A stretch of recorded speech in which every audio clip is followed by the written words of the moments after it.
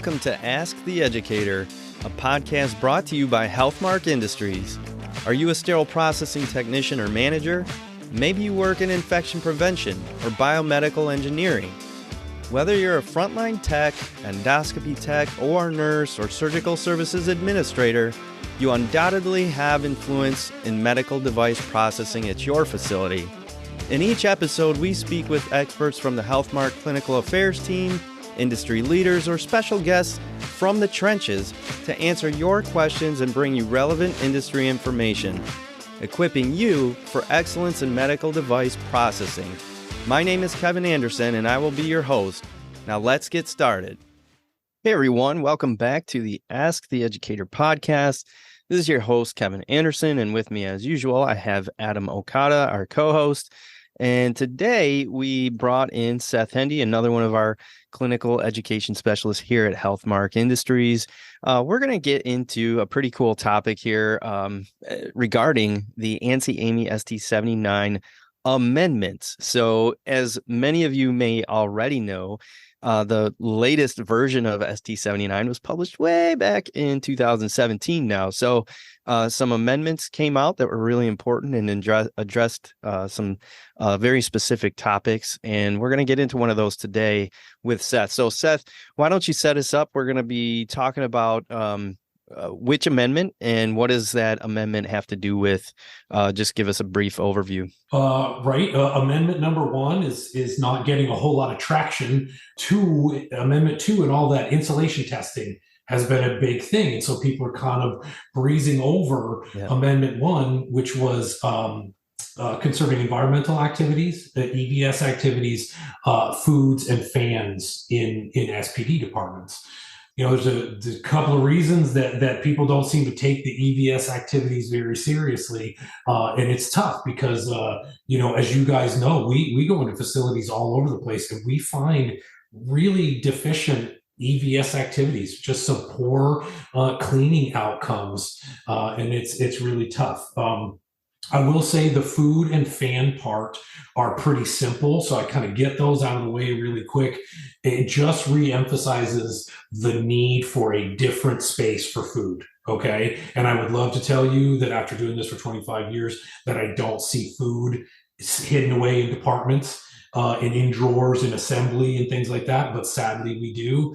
Big thing is that invites contaminants into your department, bugs, things like that. And worst off, it becomes a safety hazard for the people if the food gets contaminated and then they eat it, right? So it just emphasizes, again, have your own space for food, have a dedicated space for food and enforce it. The fan one is really interesting because we do a lot of stuff. We know about positive and negative pressure, but a lot of times an SPD person might not know about the downdraft airflow that we're supposed to have. If you've ever been like, man, it is so hot in here, I just wish I could turn on a fan. The reason that you can't is because our fans push down from the ceiling and they push dust and contaminants down to the floor. If you were to stick a fan somewhere in that air column and start moving it around, you've actually stopped that downdraft. You've stopped pushing those contaminants down to the floor, and now you're pushing them around and redistributing them. So those two parts are fairly simple, and they're just kind of a beefed up rationale.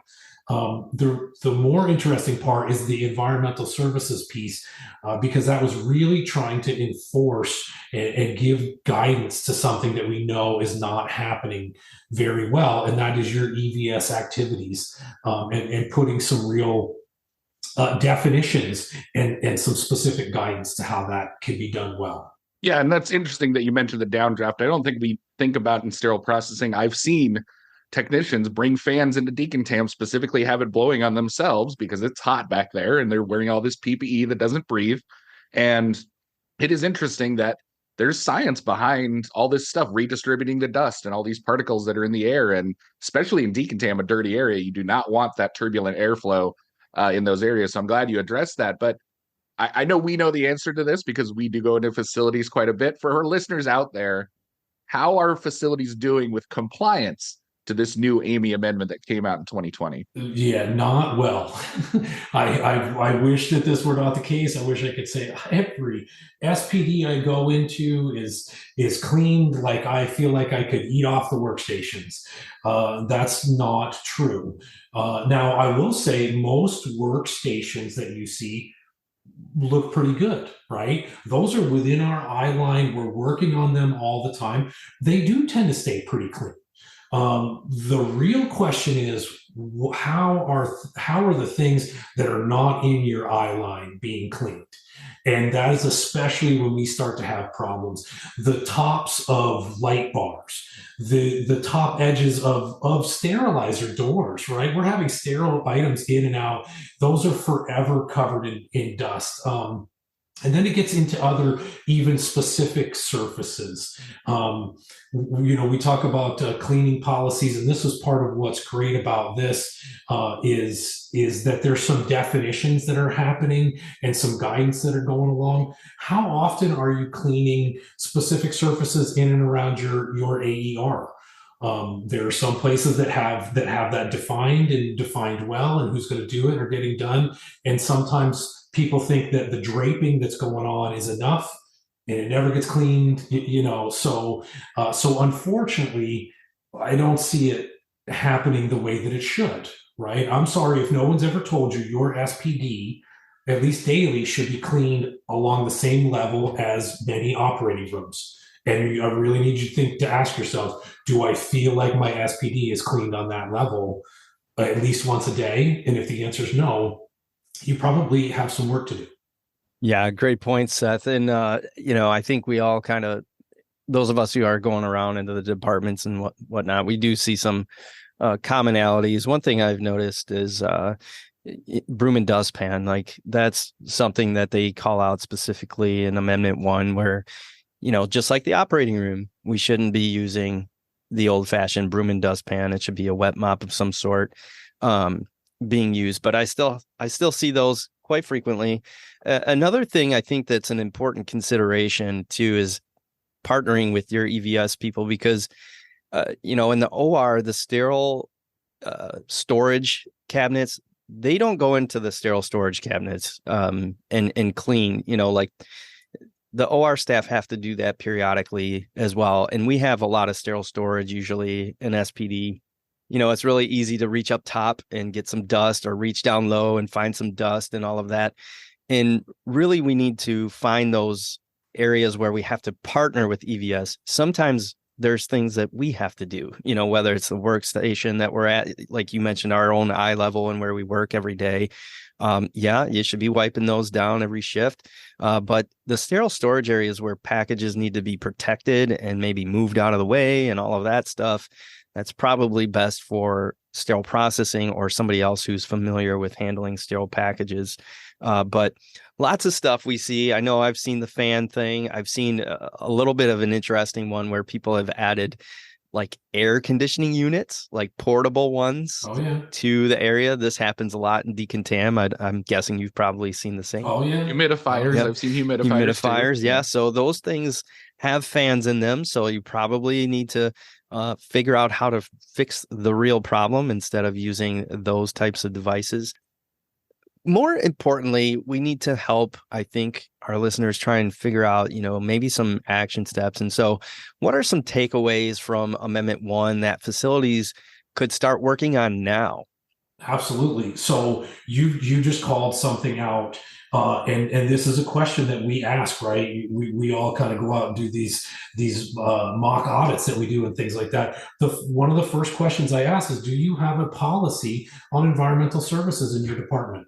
And I get a lot of blank stares. I know you guys have the same sort of thing. So that is one key takeaway. It actually says right in Amendment 1, hey, get a multidisciplinary team together, right? Get somebody from IP, get a member of management from EVS, come together, decide who cleans what, when they clean it, how often, what disinfectant is going to be used, how they're going to verify the dwell time. Because there's another thing. I said, wow, CaviWipe, what's the dwell time on that? I don't know. Well, you said you use it for disinfection. Do you have a timer? How are we making sure that the 2-minute wet dwell time is achieved? And people just kind of, raise their eyebrows. I guess I don't know. So first and foremost, do you have a policy? Because when you don't, that's when something's missing. I will tell a very quick story. There was a surface that we thought that environmental services was cleaning. It was a high surface, so it didn't get seen much. And when we found that it was dirty, we called them and we said, you guys are missing something. And very rightly so, the manager in that department said, you never specified that we should clean that surface. And she was right, because we didn't have a policy. And since the policy didn't exist, it didn't outline where and when to clean, and something got missed. So number one, do you have a policy? The other thing that you can do is rely back on this amendment for a checklist. Reinventing the wheel is kind of tough. We have a lot of things going on. I love that Amy it's very simple, but it's in there. And you can say, hey, I don't have to make my own environmental cleaning checklist. Amy basically gave me the template for it. And so that's another great takeaway. And then, do you have a tool? My last thing I will say, we clean instruments. We understand the specificity that it has to have and the level of quality we need in cleaning instruments. So we do cleaning verification. Your environmental surfaces are exactly the same. They have a level that they should reach. You should decide what that is, and you should figure out the tool that you're going to use. Right. I won't, abdicate for one or another, but there have been some tests that people use for instruments that have actually been used for environmental surfaces for a long time. Now, likely the number that you're going to consider an instrument to be clean and what a work surface would be at to be clean are different, but you can use the same kind of test that you're testing your instruments to do. But if you're not coming back to double check if the cleaning in your department is effective, even with a really good policy, you could be missing something. Yeah, and that's an incredible point. And I appreciate all those takeaways and all those actionable steps, because I know one thing that we had in our department when we first got ATP testing, which is one of those things for, cleaning verification that we use. We got our ATP tester, and our educator and I just went around to the department swabbing everything. We just started swabbing everything in the department. And the decontam sink by far with dirty instruments, and it was the dirtiest. Number 2 was the environmental surfaces, the door handles, the keyboards, the mouse. Ugh. All of those things were the dirtiest or the highest numbers we could get on our ATP testing. And it just makes sense, right? We're touching it and handling it constantly. We need to be thinking about our surfaces. And the EVS amendment that you're talking about today really highlights the need that we have in the industry to think about those things. So I appreciate you bringing this up as a topic for us. Any takeaways or final thoughts you want to give to the listeners about what they can do to try to improve this? Absolutely. My final thought, and this is not new to the amendment, but it goes hand in hand. The amendment is an update to Section 3. If you continue down into the document into Section 4, you will find out that there's an education piece, right? And support staff are listed as other personnel, and they need training. And I will give you, I'll give you another quick story of why. We had someone, it was her very first day, very first time she had ever cleaned in our SPD. We kept a clean mop bucket and a dirty mop bucket, right? Because that's what you do. You keep the clean stuff on the clean side and the dirty stuff on the dirty side. She did not receive specific training to something that we absolutely take for granted. No, you never bring anything from decontam out to the clean side without going through a cleaning and disinfection process. She received no specific training and proceeded to mop her way right out of decontam, right through the door into our assembly area. And we all start waving our arms. No, please stop, wait. And the poor girl froze like a deer in the headlights. Of course she would. Nobody ever told her that she shouldn't do that. And so the first time that you hear what you should or shouldn't do should not be when the mop is in your hand, right? And so that's the thing.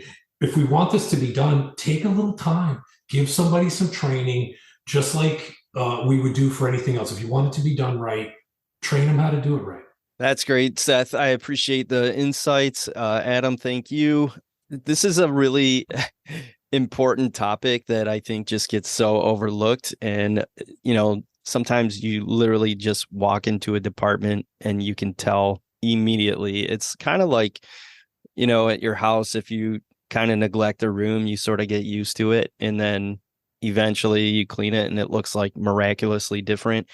I think we need to do that with our departments, kind of walk in there with fresh eyes sometimes, and maybe we'll identify some gaps here, and then we can use our Amendment 1 from AAMI to guide us into a better practice. So thanks, Seth, again for joining us, and thank you out there to all the listeners. Appreciate your continued listening and subscribing to the channel. Till next time, we'll see you.